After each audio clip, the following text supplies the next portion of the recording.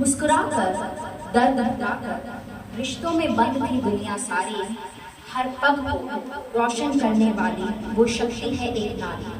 तो आज के कार्यक्रम के जो विशिष्ट अतिथि हैं डॉक्टर पद्मजा शर्मा, मेरा पुरस्कार प्राप्त डॉक्टर पद्मजा शर्मा, जो कि नारी शक्ति का एक बहुत ही अच्छा उदाहरण है, उन्हें उद्बोधन के लिए मैं मंच पर आमंत्रित कर रही हूँ। डॉक्टर पद्मजा शर्मा।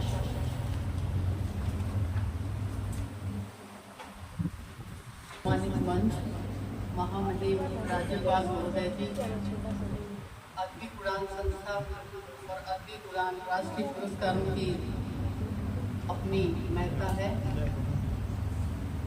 महामहिम जी की उपस्थिति से इस पुरस्कार और जो सम्मान का जो कार्यक्रम है, इसकी महत्ता, इसकी गरिमा और अधिक बढ़ गई है। आज मुझे यहाँ अद्वित उड़ान महिला साहित्यकार से सम्मानित करने के लिए भाई आदरणीय खुशी शेख साहब का और आपकी संस्था का मैं धन्यवाद ज्ञापित करती हूँ। जब भाई वाजिद हसन काजी के कारण अखबारों में न्यूज आई तो इस सम्मान की, तो मुझे मित्रों ने कहा कि पद्मजा तुम अभी तक तो जमीन पर चलती थी, अब तुमने साहित्य की दुनिया में उड़ान भर ली है।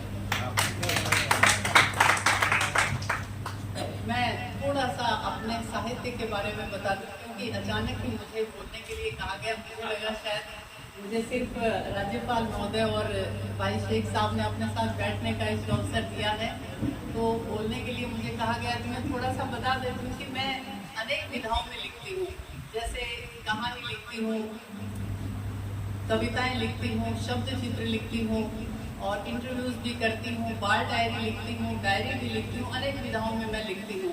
तो एक बार एक आदरणीय मोहन कृष्ण बोहरा जी, जो हिंदी के बड़े आलोचक हैं, उन्होंने कहा कि पद्मजा तुमने अपने आप को इतना सारा अनेक विधाओं में बिखेर लिया है, एक या दो विधाओं में ही राइटर को लिखना चाहिए। तो उनको तो मैं कुछ नहीं कह सकी, लेकिन मैं यहाँ आपके सामने इस चीज़ को कह रही हूँ कि अनेक विधाओं में लिखना या एक या दो विधाओं में लिखना कई बार आपके हाथ में नहीं होता। आपके भीतर कोई और व्यक्ति होता है, कोई और, मैं अगर मेरा नाम पद्मजा है तो कोई और पद्मजा है जो मुझे आदेशित करती है, निर्देश देती है कि तुमको लिखना है। क्योंकि कई बार ऐसा होता है कि आप कविता लिखने के लिए बैठते हैं और आप लघु कथा लिख करके उठते हैं। कई बार आप डायरी लिखने के लिए बैठते हैं तो आप कोई कहानी लिख करके आप उठते हैं।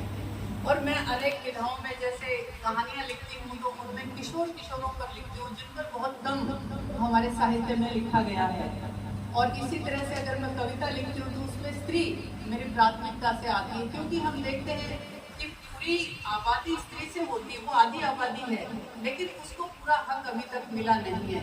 तो मैं स्त्री होने के नाते और लिखती हूँ इस नाते मेरी जिम्मेदारी बनती है कि मैं उसके लिए, उसके पक्ष में कुछ लिखूँ। और जो मेरे शब्द चित्र होते हैं वो मैं फुटपाथ पर जाकर लिखती हूँ। मैं जो घर के अंदर बैठ के ऐसे कमरों में बैठ करके सिर्फ कल्पना की उड़ान नहीं करती, बल्कि मैं ऐसे लोगों से जाकर के मिलती हूँ। मैंने कोठे पे जाकर वेश्याओं से भी बातचीत करी है, उन पर लिखा है। कुछ रोगियों पर मैंने, कुछ लोग चिकित्सालय जाकर उन पर लिखा है। कुछ लोग ऐसे मिले जो अपना खून बेचकर अपना पेट पालते हैं, उन पर लिखा है। कुछ ऐसी महिलाओं के पास मैं गई जिनको एड्स नामक बीमारी हो गई, जिनको अपने पतियों के कारण ये बीमारी हुई, तो उन पर भी मैंने लिखा है। तो अपने कंफर्ट जोन से बाहर आकर जब तक एक राइटर रचना नहीं करेगा, तब तक मुझे लगता है कि वो रचना सफल नहीं होगी, सार्थक उसका लिखना नहीं होगा। और इन दिनों मैंने बाल डायरी भी लिखनी शुरू करी है कि मेरे घर में एक मेरी नातिन आ गई, तो कुछ दिन मुझे लगा कि लो मैं फिर से व्यस्त हो गई। पहले खुद के बच्चे थे तो उस समय घर परिवार जिम्मेदारियां रिश्तेदारी सारी निभानी होती है और नातिन आई, लेकिन बाद में तो मुझे अचानक लगा कि ये छोटी सी बच्ची ही मुझे प्रेरित कर रही है कि मैं इस पर लिखूं। तो उसकी चंचलता, उसकी चपलता, उसकी गतिविधियों पर मैंने लिखना शुरू किया। मैं आपसे सिर्फ आखिर में यही कहना चाहती हूँ कि जब एक स्त्री लिखना शुरू करती है तो उसके मार्ग में अनेक अवरोध आते हैं, अनेक कष्ट आते हैं, अनेक दिक्कतें आती हैं, अनेक रुकावटें आती हैं, लेकिन वो आगे बढ़ना नहीं छोड़ती है। जैसे एक नदी होती है, नदी के रास्ते में कितनी भी रुकावटें, रोड़े, पत्थर आए, लेकिन वो बहना नहीं छोड़ती। इसी तरह से मैंने भी लिखना नहीं छोड़ा, चाहे स्थितियाँ जो भी आई हों। मैं आखिर में 4 पंक्तियों से अपनी बात को पूरा करूंगी कि उन्होंने हजारों किताबें पढ़ डाली, वो ज्ञानी कहलाए। उन्होंने हजारों किताबें पढ़ डाली, वो ज्ञानी कहलाए। एक इंसान को पढ़ लेते तो इंसान कहलाता। बहुत सुंदर पद्मा जी।